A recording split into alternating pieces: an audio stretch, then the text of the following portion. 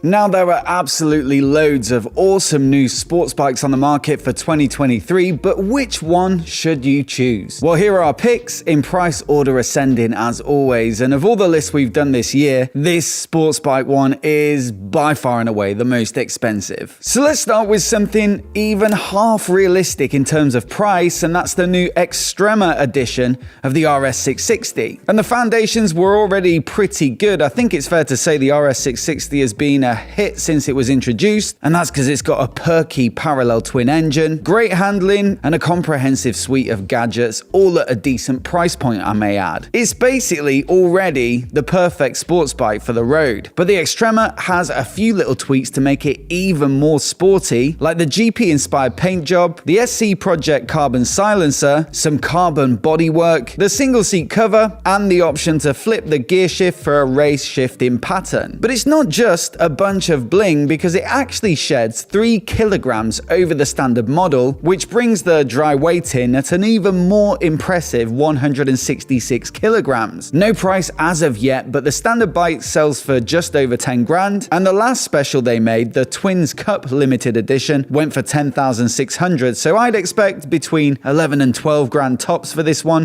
which still, to be fair, looks like pretty good value to me. But from here on in, we're getting into the serious money, and next up we've got the new and updated BMW S1000RR at just over 17 grand. Now, this was already a massively accomplished sports bike, but for 2023, we've got a whole bunch of updates that take things up to another level of performance. There are engine tweaks that trickle down from the super premium M1000RR, an updated quick shifter, changes to the final drive ratio, a new geometry for the chassis, revised aerodynamics, and some trick-sounding new tech. The one that stood out to me in particular is the new steering angle sensor, and that feeds into the new slide control that'll let you power slide the bike out to a predefined steering angle before bringing things back into check before you overcook it. And it does the same when you're sliding it on the rear brake, and it'll release it just before you ditch it. Very clever stuff. Now, some of the bikes on this list are track only, the most affordable of which is this new R1 GYTR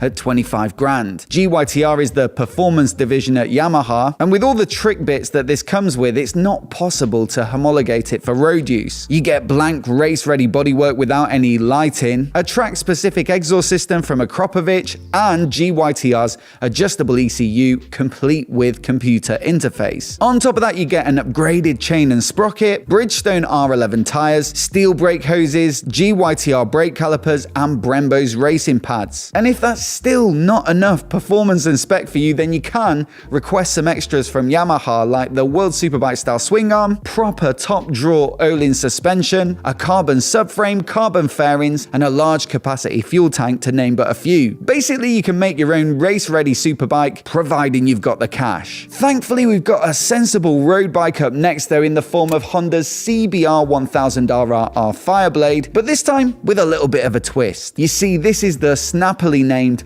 Honda CBR 1000 RR Fireblade John McGuinness 100th TT Start Replica Edition, and the idea is of course to celebrate John McGuinness's 100 starts with an extra special finish. So you'll notice the paint job that's pretty close to that of his bike that he actually raced that 100 start on, and it also gets a few nice extra bits like the gold rim tape, carbon front mudguard and rear hugger, pillion seat cowl, a bigger windscreen, and Metzler Racetech RR tires. Just 30 of them will be made, and the limited edition number of each bike will be featured on a plaque on the headstock. Plus, the tank is signed by John McGuinness himself, and there's also some nice detail in the film strip that runs across the bike, which features pictures of all of his starts aboard a Honda. Now, before we get onto the next bike, I'd just like to say a massive thanks to Ridge for sponsoring this video. Ridge make these super slim little wallets and key cases, and you see, when I'm out on the bike, I like to carry as little as possible. You don't want your keys jangling about or a big wallet bulging in your pocket,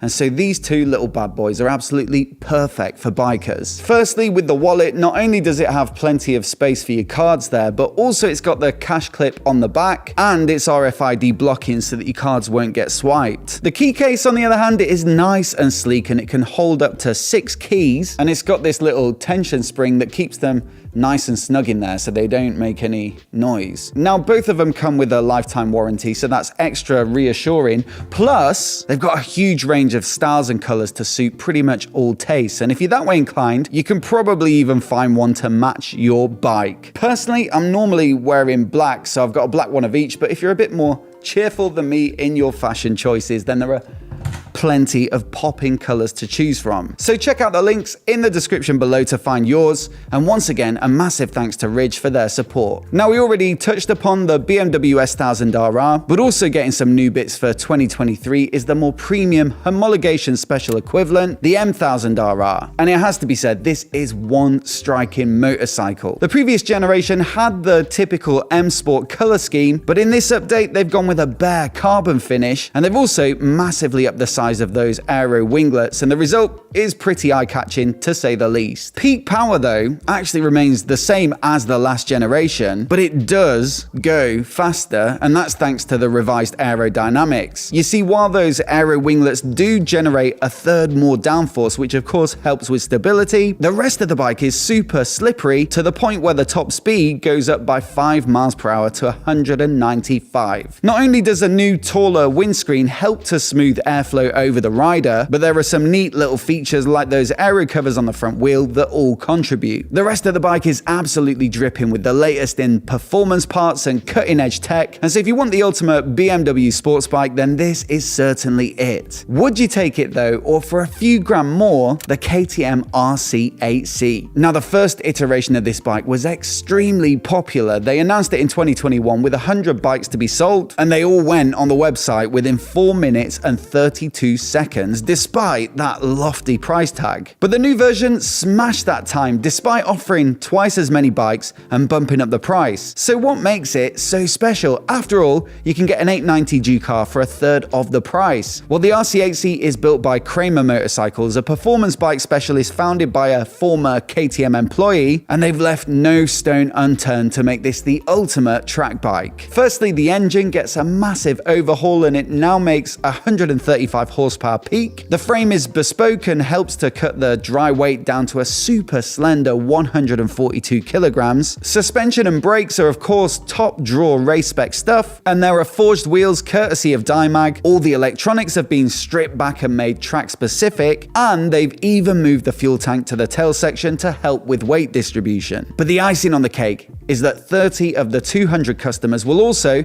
get the chance to join KTM on a track experience day at Valencia, and with that you get a personal track setup with their technicians, as well as the opportunity to ride with some KTM GP legends. Sounds pretty incredible, although that will be an extra few grand on top of the bike, and I think it's fair to say that that puts the whole package massively out of reach for 99.9% of people. Fear not though, for a road-going version has been spied out testing, and we've got hold of the spy shots here, and I reckon it looks pretty incredible. The 890 Duke is one of the best road bikes I've ever ridden, and so if this sports bike equivalent does make it to production, it promises to be a heck of a machine, and hopefully for a fraction of the cost of the RC8C. I mean, to put into context of just how pricey that is, just 4 grand more will get you probably the most lusted after sports bike on the planet, and that's the Ducati Panigale V4R. Like the BMW M1000RR, this is a road bike, but it's absolutely crammed full of parts and tech that trickle down from their racing program. And for me, having seen it in the flesh recently at Motorcycle Live, I've got to say this is probably the best looking bike on this list. If you disagree, let me know down in the comments, although